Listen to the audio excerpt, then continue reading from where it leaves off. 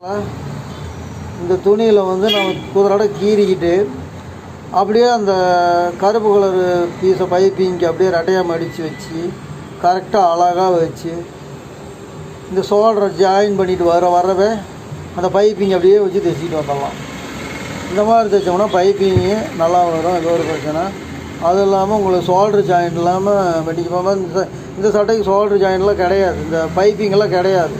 இருந்தாலும் நான் வந்து இப்படி தான் வெட்டிகிட்ருக்கேன்.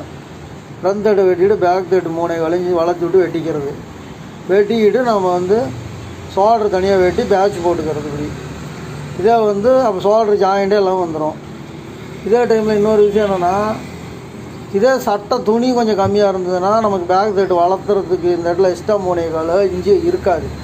துணி வந்து ரொம்ப ஒரு 1.80 கொடுத்துட்டாங்கன்னா கரெக்டாக ஃப்ரண்ட் தட்டு வெட்டிட்டு பேக் தட்டு வெட்டும் போது கரெக்டாக அந்த எக்ஸ்ட்ரா வளர்த்துறதுக்கு இல்லைன்னா அப்போ வேணுமா நம்ம கரெக்டாக இந்த இடத்துல ஜாயிண்ட் போட்டு வெட்டிக்கிட்டு நம்ம டபுள் ஷோல்ட்ரு போட்டு இல்லைன்னா ஒரு ஷோல்டர் நெட்டில் ஒரு ஷோல்டர் குறுக்க போட்டு நம்ம ஷோல்டர் போட்டு ஜாயின் பண்ணி சட்டையை ரெடி பண்ணிக்கலாம். சரிங்களா? இது ஈஸியான மெத்தடு, அதை முயற்சி பண்ணி பாருங்கள். அப்புறம் வீடியோ பிடிச்சிருந்தால் லைக் பண்ணுங்கள், ஷேர் பண்ணுங்கள், சப்ஸ்கிரைப் பண்ணுங்கள்.